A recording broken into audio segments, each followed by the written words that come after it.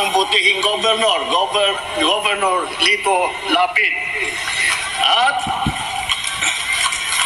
siyempre, yung ngayon, ang pangalawang pinakamalaking probinsya ay hinawakan naman po ng Governor Bong Revilla ng Cavite.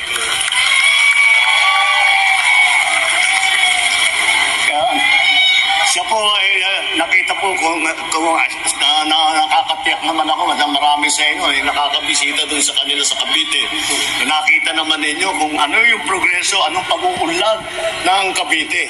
Yan po ay naging trabaho niya mula nung siya ay naging vice-gobernador, naging gobernador, naging senador, patuloy po ang kanyang trabaho. Kaya makita niyo naman napakaganda ang mga naging matagumpay na proyekto at programa na sinimulan ng ating tatlong magaling na gobernador. Meron din tayo mga mayor. Tatlong lungsod na malalaki. Unang-una, si Mayor Benhur Abalos ng Mandaluyong. Yan po ay nung panahon po ni Mayor Abalos, nung panahon ni Mayor Benhur, na mayor siya ng Mandaluyong. Marami pong natanggap, pagkikilala, binigyan po siya ng mga aming premyo dahil sa magandang tatakbo niya sa city, sa Mandaluyong City. Kaya po ay makikita naman po ninyo, maliwanag na maliwanag, naiintindihan niya ang patakbo at alam niya ang lagay at ang pangangailangan ng bawat isa. Hindi lamang yung mga malalaki na tao, malalaking negosyo, kung hindi ang bawat kababayan niya sa Mandaluyong, bawat kababayan niya sa Pilipinas. At naging mayor din po si Senator Tolentino, mayor ng Tagaytay. At alam niyo po, si Senator Tolentino po, walang ginawa po yan, kundi nag-aaral. At tinitignan po niya lahat kung ano yung pinakamagandang pwedeng gawin. Kaya kaya po lahat ng tao, kapag yung sinasabi, may plano ako para sa Tagaytay, inalapitan niya, lahat po ay nakikinig sa kanya. Dahil meron talagang sinabi ang ating magaling na Senator Tolentino. At ang pangatlong mayor ay ang mayor ng pinakamayaman na lungsod sa buong Pilipinas, Mayor Abby Binay ng Makati City. Sikat na sikat ang Makati City.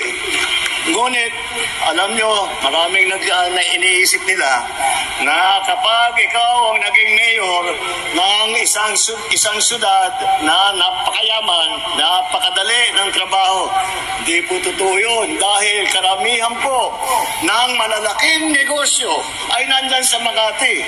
Kailangan po na mapagbutihan ang patakbo ng Makati, ng pamahalaan ng Makati, upang patuloy na susuportahan siya at pupuntahan, lalagyan po ng investment yung Makati City. Tuloy-tuloy nga naman ang nangyari. Ganun na nga ang nangyari sa Makati City. Tuloy-tuloy ang pagpasok ng mga malalaking negosyo.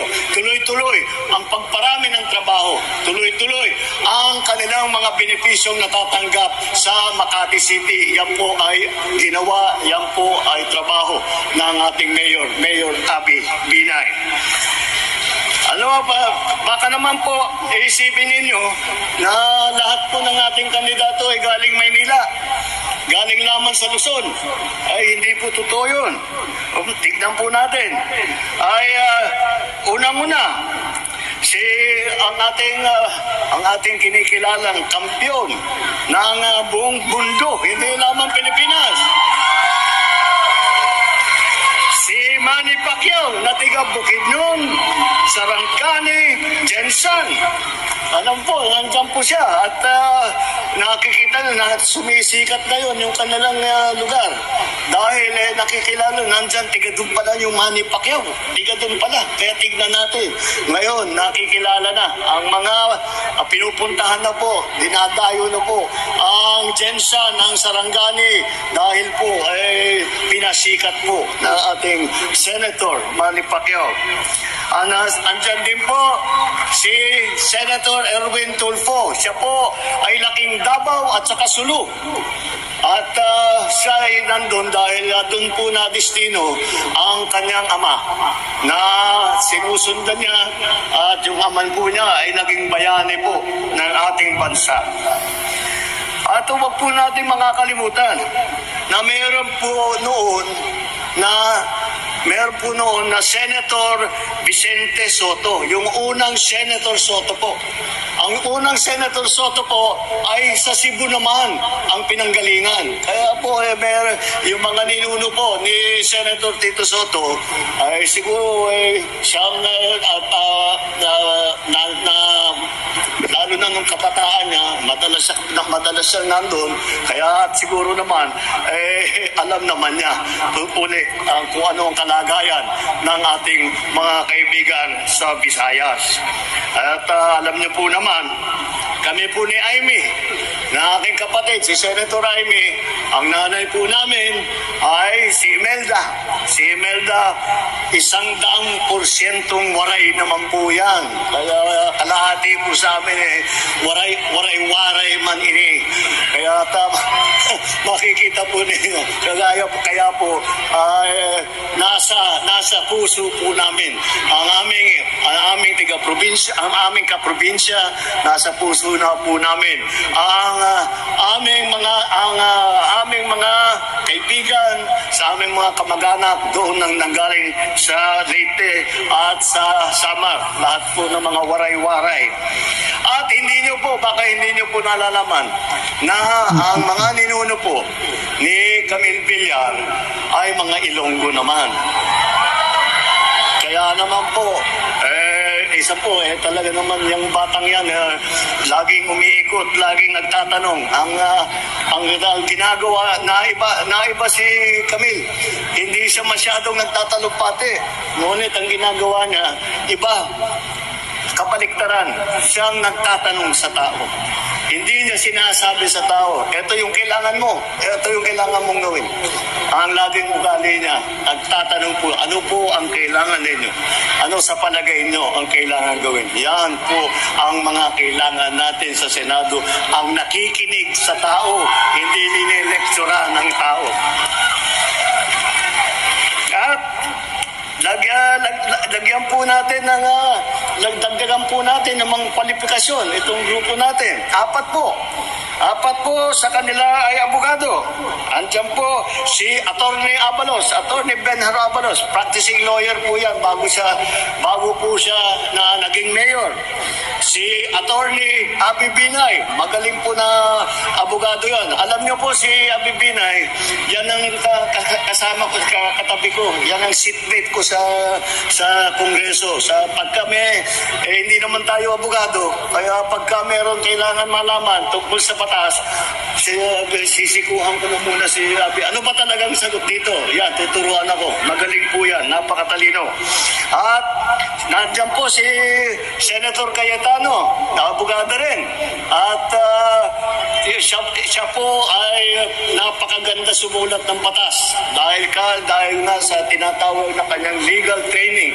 At kung makikita po ninyo ang mga batas na kanyang na naging author siya, makikita po ninyo kung gaano kaganda sa sumulat at kung gaano katama ang kanyang mga sinusulat na batas. At kagaya na po ng sabi ko, si Attorney Tolentino, attorney po yan.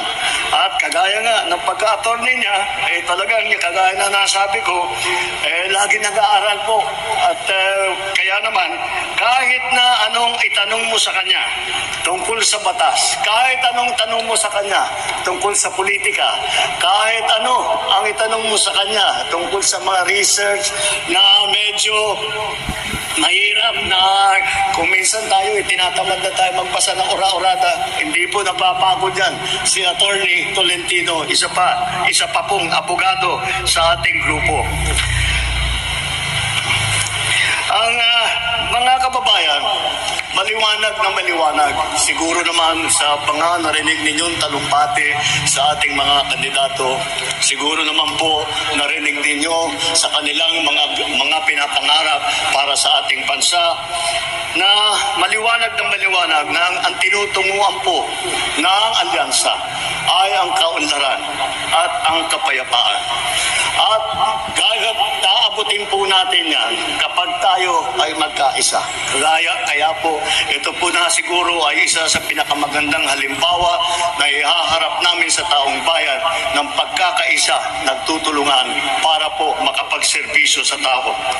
Ang kailangan po natin ay ang mga solusyon, hindi po ang mga maiinit at malalakas na mga masasakit na salita. Ang kailangan po natin ay mga solusyon para sa problema na hinaharap natin. Ang mga kandidato ng alyansa kasama natin sa pagtataguyod ng interes at kapakanan ng bawat Pilipino.